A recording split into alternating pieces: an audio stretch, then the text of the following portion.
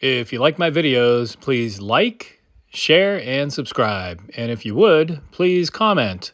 That helps the video spread by helping the algorithm. Now that the media and politicians are gone, it sheds a light on our little town of East Palestine.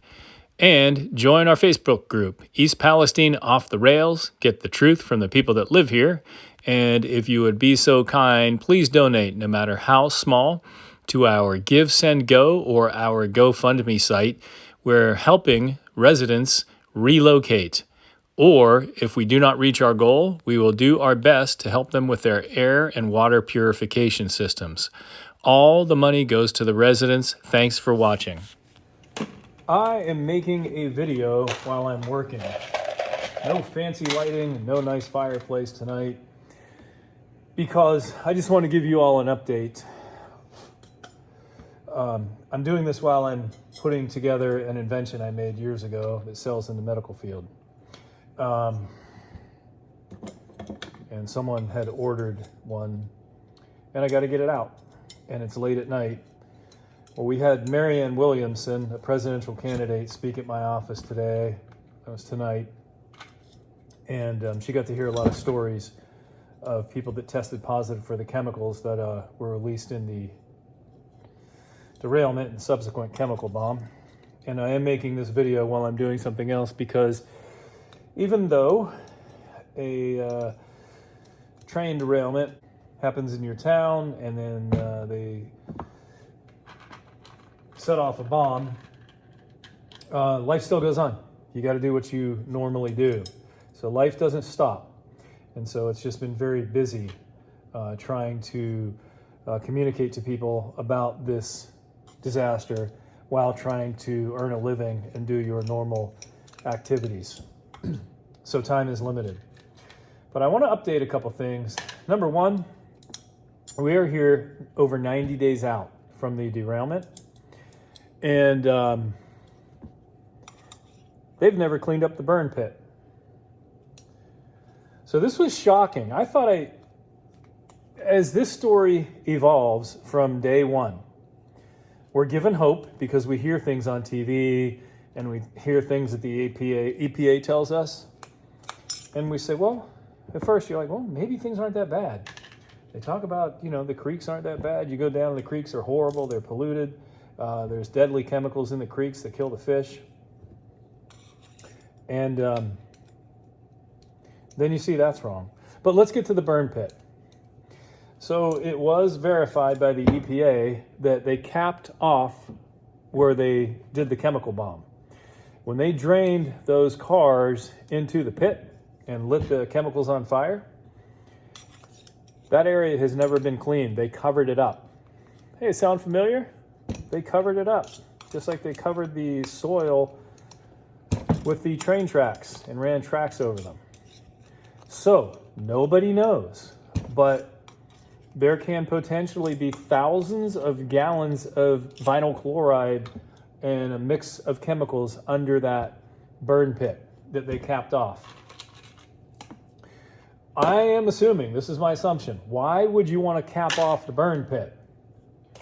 My assumption is so that while your workers are doing their number one priority, getting the trains running, and then digging up, rerouting the trains around where you should have fixed the problem right in the first place, while rerouting the trains from there and then digging up the tracks, releasing more chemicals into the air.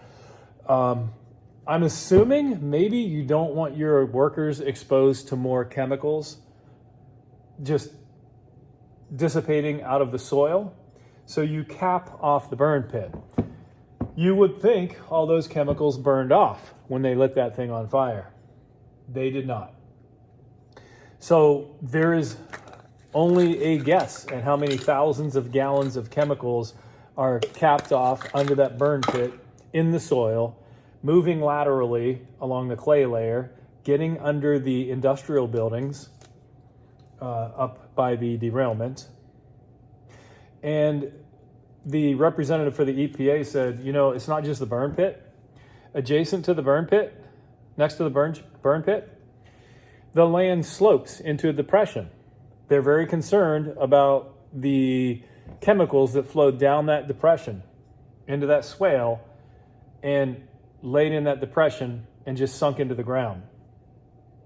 They're so concerned, in fact, that 90 days later, they've done nothing with it. But they've worked on those train tracks, haven't they?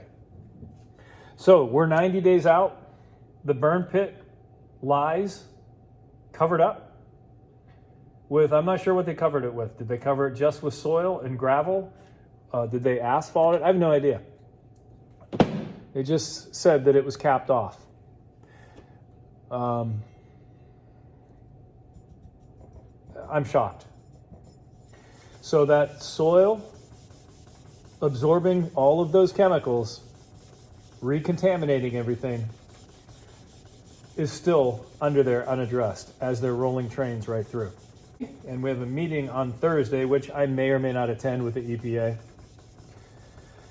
because you just get tired of listening to lies or half-truths or whatever it may be.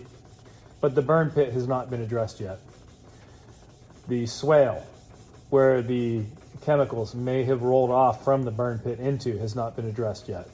What if those chemicals get under all the buildings? And he said something about using some type of jetting system or something to try to get the chemicals out. I have very little faith in that.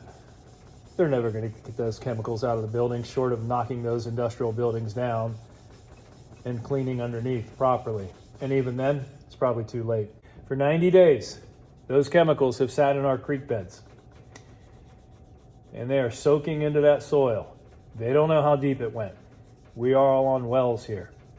Can you believe that 90 days later, there wasn't an entire crew, somebody, Army Corps of Engineers, from our government, Norfolk Southern, whoever, I don't really care who it may have been or who may have been called upon, to empty that burn pit?